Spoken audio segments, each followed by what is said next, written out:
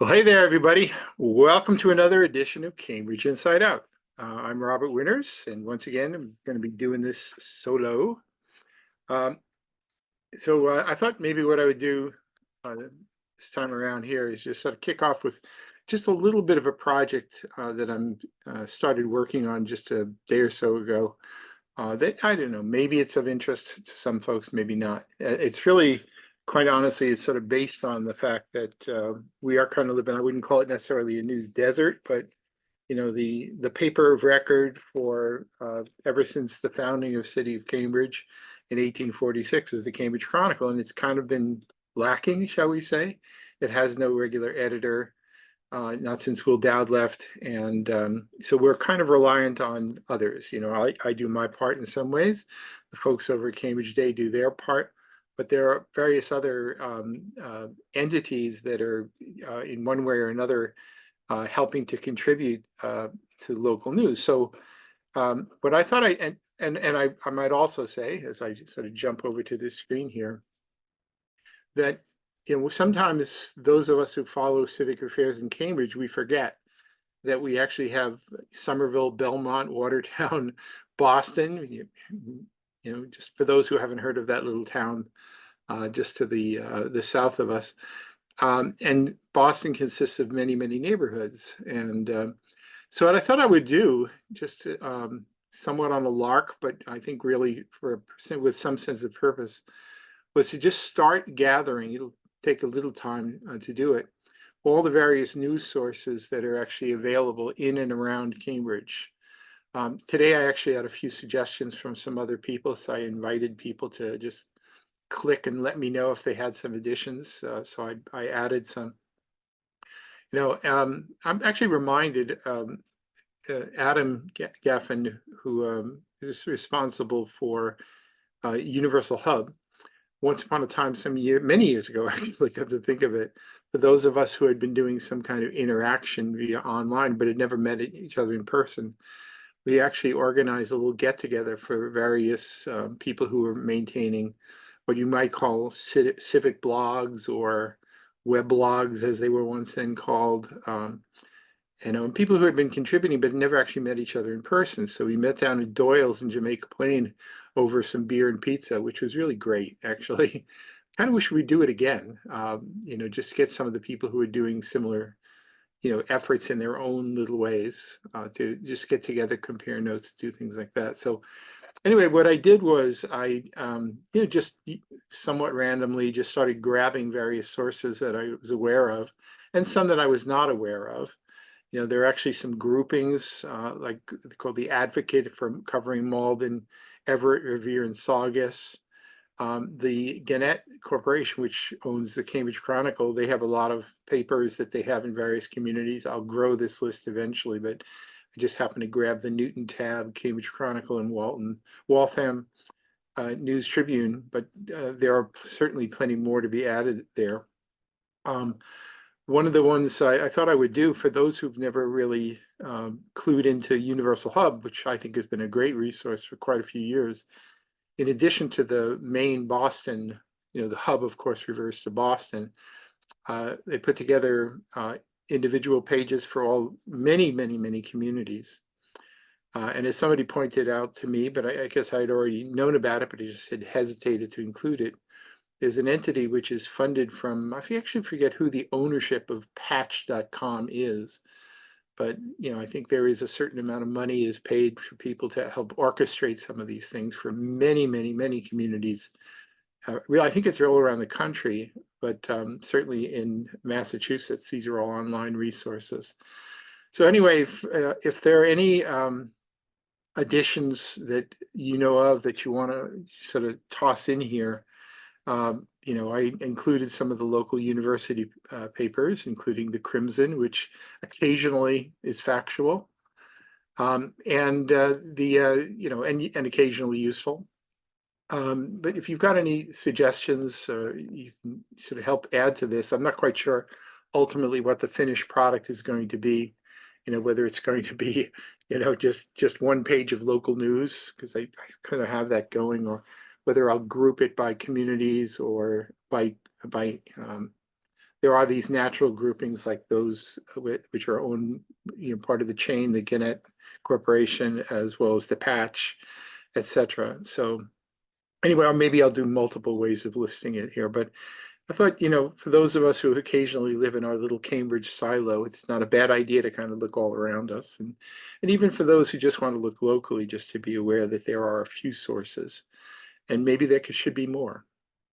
And by the way, one of the things I've noticed, and I hope I'm not being um, pointlessly optimistic in this, is that, even the Cambridge Chronicle, which is basically hadn't run a story on Cambridge in ages, just pathetic, quite honestly. Just recently, they actually had some things with some, awards, for Fresh Pond and whatever, and a few other things for some of the people who are the organizers of the Cambridge Jazz Festival. So at least there's something having to do with Cambridge starting to slowly appear in the Chronicle. I'm of the point of view that eventually the ownership will realize that there is an asset that's worth cultivating there, and they'll revitalize it a little bit, maybe even hire an editor one of these days. And maybe if they're smart, what they'll do is they'll learn to work cooperatively with various other partners locally who are sort of in the same business, and so we can all just sort of help make something really, really worthwhile. So anyway, we'll see how it goes. So anyway, I thought I would at least mention that because I think it's something of value.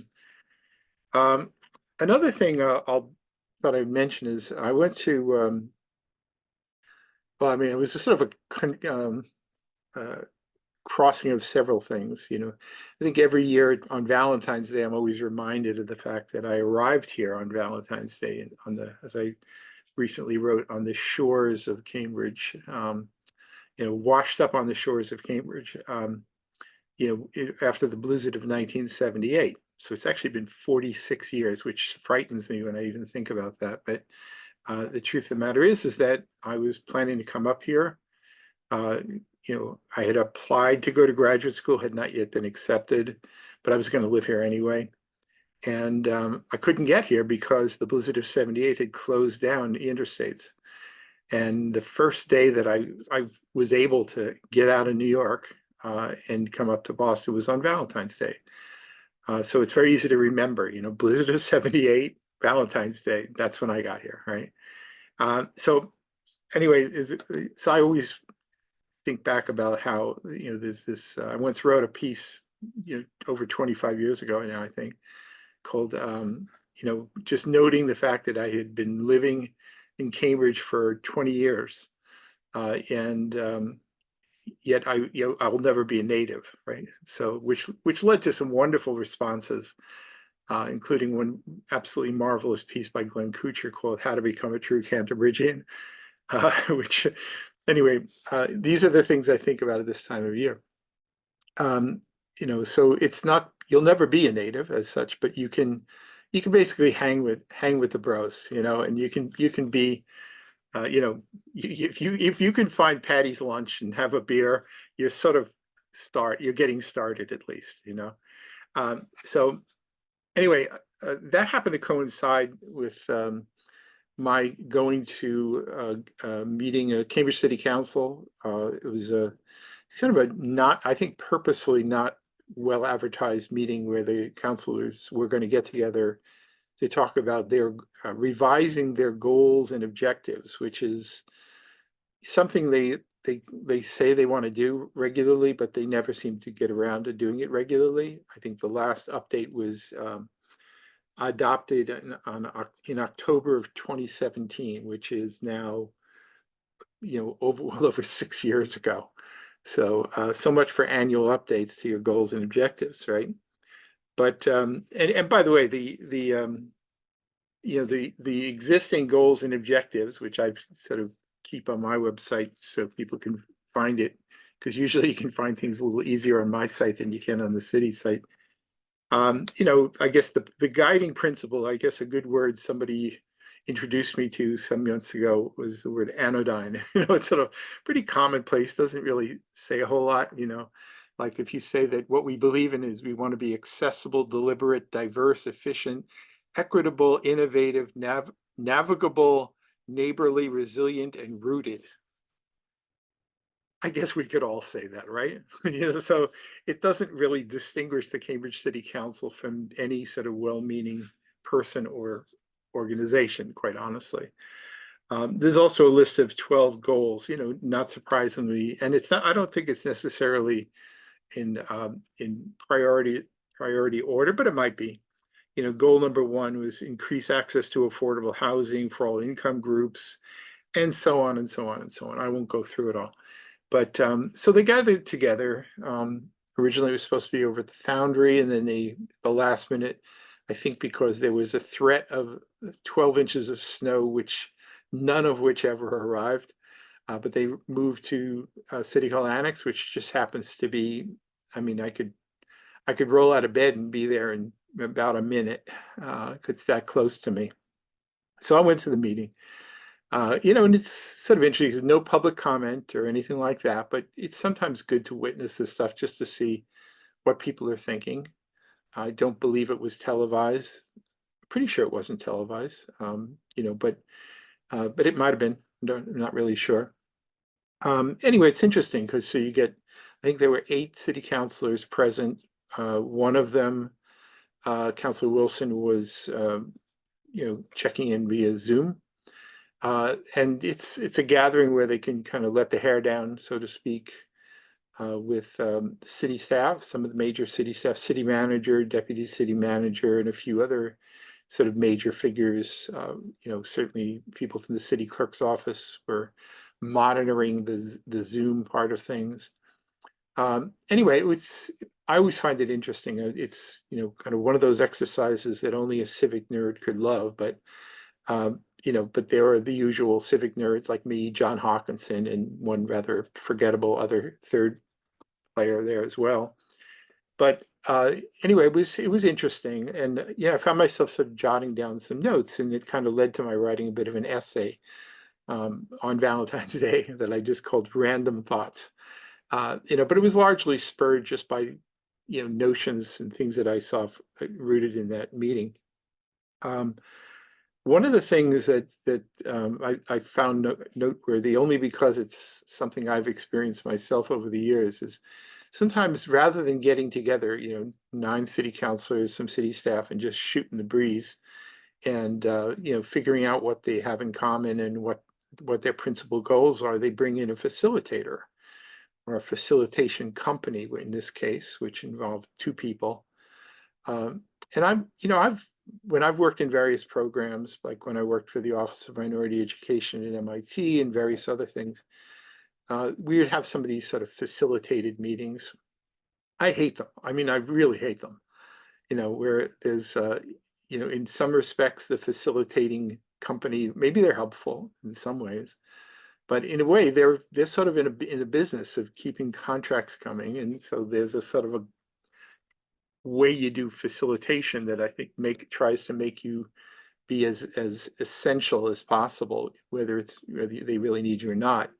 But it is kind of interesting watching these sort of leading questions from facilitators, and then it's kind of like a soft, perverse competition among city councilors to try and step over each other to seem especially relevant or sensitive or something at these things, like it was some kind of weird encounter group. And I think these kinds of facilitated meetings they have some things in common with these various trainings that they often put you through these days. And I honestly, I would really rather visit a dentist than go to some of these things, quite honestly.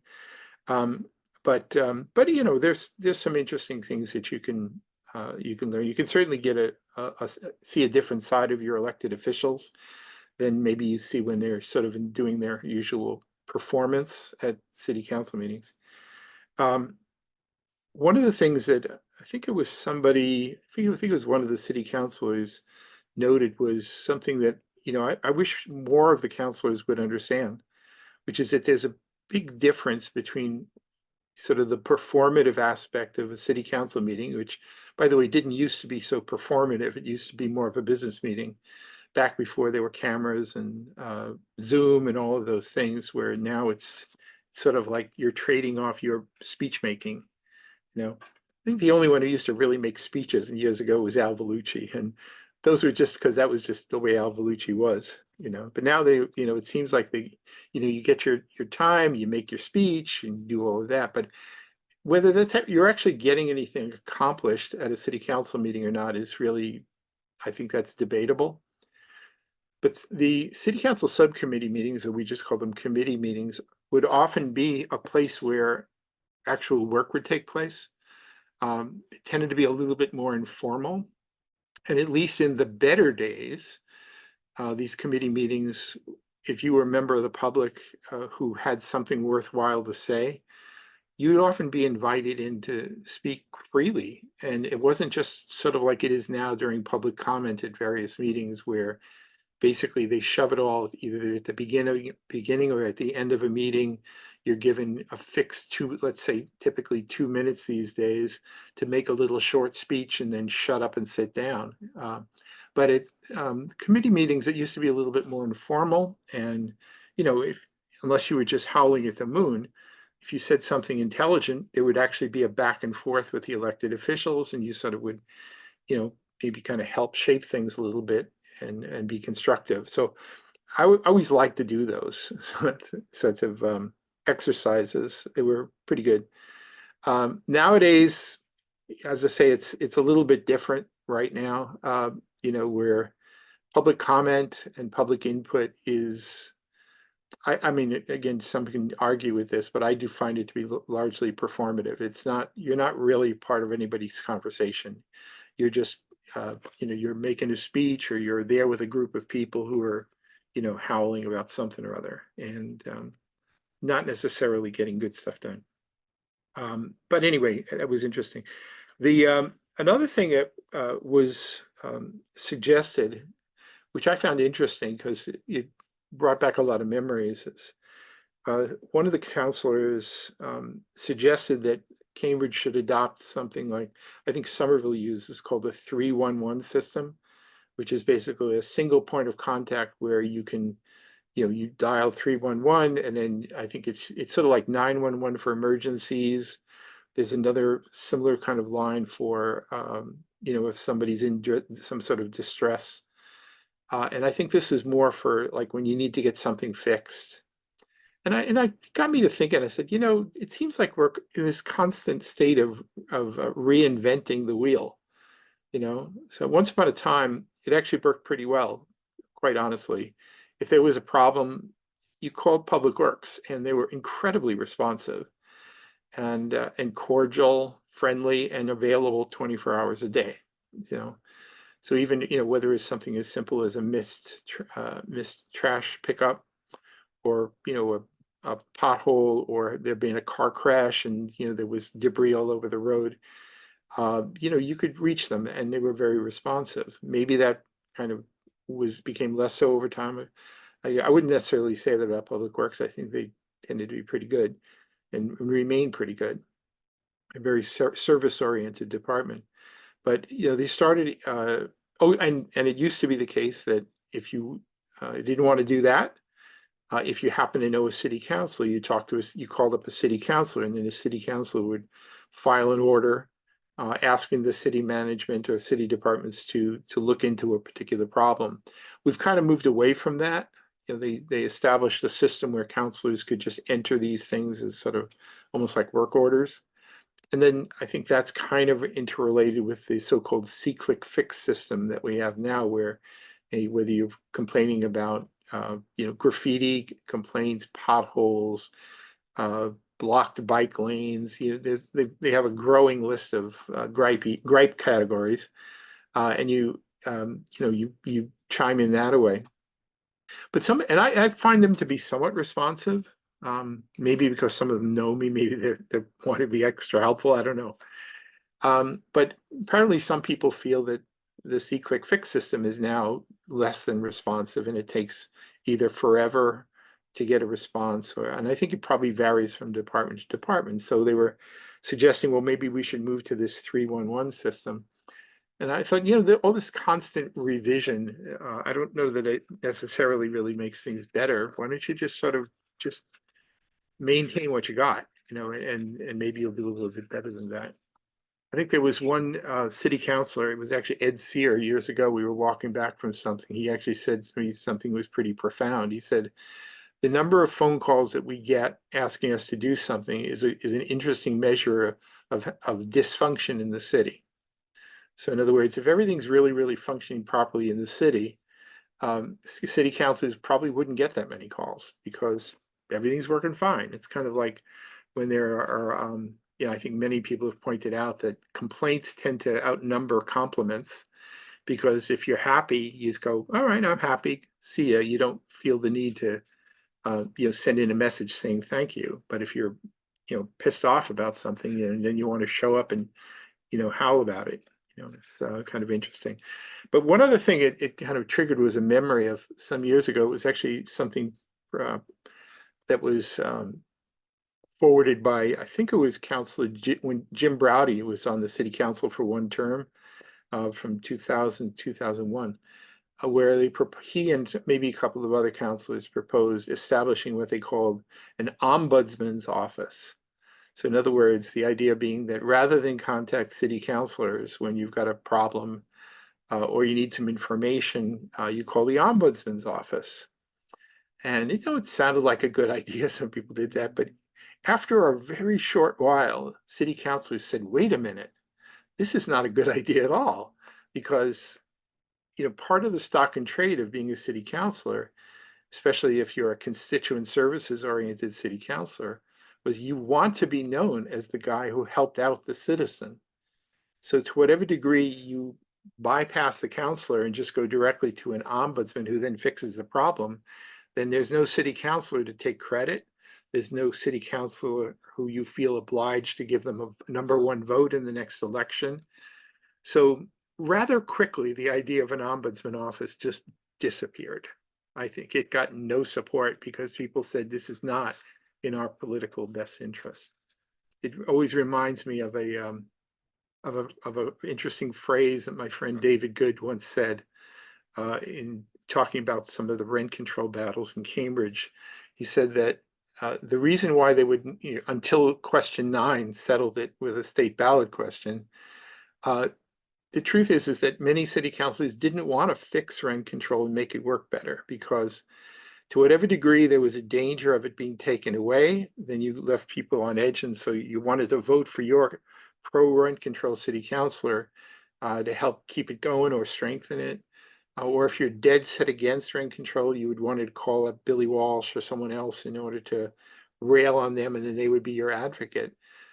If you actually solved some of these problems, then there would be no need to be, leaning on the councilors or voting for them, for that matter. So what David said was a great phrase. It was like they both sides benefit from the existence of a problem, And I often think about that when people are sort of coming up with various proposals for how to orchestrate solutions. Another topic that came up at this goals and objectives meeting that I always find, and it comes up in a variety of ways, is the way in which the open meeting law, which is in principle a good thing, actually sometimes has a perverse way of making things much more difficult and less efficient and effective. Just the obvious point being, if more than 4 city councilors are in principle not supposed to talk about anything of substance together outside of an open meeting, it kind of works against the idea of collaboration. And now, granted, you can get 3 or 4 councilors who can maybe get some stuff done, but sometimes if there's some incident that happens in the city, you might have 2 or 3 councilors working on something, and then independently 2 or 3 other councilors working on something similar. And then they sort of show up at a meeting with competing orders rather than just having worked it out, because they're not permitted to work it out, which I find that to be kind of perverse. Sometimes I lump this together with Massachusetts General Laws, Chapter 30B, about municipal procurement, which is that it was done to make sure you weren't just giving contracts to your buddies and friends and relatives. You have to have proper competitive bidding procedures and whatever. But sometimes this actually gets in the way of just getting the job done. I say, oh, I'm sorry, we can't do it. It's going to take 6 weeks. We've got to put it out to bid. We've got to do this and that. So the city, in some ways, through what they call house doctors and other mechanisms, they kind of find ways to work within that system. But it's a good intention to have some sort of uniform procurement so that people are not being corrupt. But sometimes it can actually make things more expensive. Yeah, and by the way, same thing also true with various other ordinances that are well intentioned in terms of having a certain percentage of either women or minority, or if you wanted to require unions to be involved and whatever, you can end up having everything cost considerably more that way. Which is kind of the downside of a good idea, to be sure. Again, I won't go on and on and on about this here, but one other thing that I found very interesting was they showed up a slide up in the front of the room showing how they apparently had compiled various lists of priorities that some of the counselors said contributed to the facilitators. And, not surprisingly, way up at the top of the list, you see sort of affordable housing, whatever that means, and various other, things about equity and economic opportunity and all of that. And I think it was Deputy City Manager Owen O'Riordan who pointed out, he says, I hope everybody in this room realizes that a major portion of the city budget actually goes toward things like infrastructure. And he points to the chart on the wall and he says, and that's not even on your list up there. So in other words, there is a natural difference between the political people who want to make their goals and objectives to be the kinds of things that are the people will immediately recognize and support, perhaps. And the city manager, who pretty much has to make sure the water system works, the roads function properly, the sewers, the storm drains work during a giant rainstorm, the streets are plowed, things like that, And these are really fundamentally different things. And whenever I think about this sort of dichotomy, it also makes me think about a topic that I'm sure I'll talk about shortly, which is matters having to do with proposals to revise the city charter.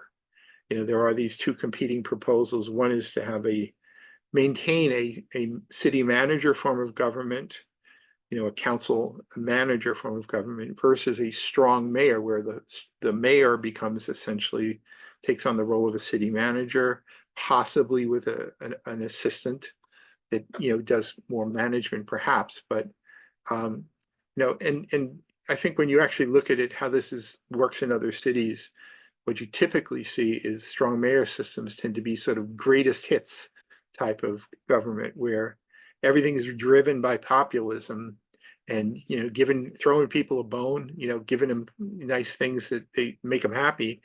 But sometimes, like what happened in the city of Boston, where the water and sewer systems just are collapsing because it's really not properly managed. So I think some of these questions that there was a sort of an echo in Owen O'Riordan's comment there of one of the fundamental differences between strong mayor systems and city manager, and a properly managed system, like you see in a city manager kind of system. So anyway, I'll get back to that in a minute here, but I think I'm going to just do my little artificial break here right now.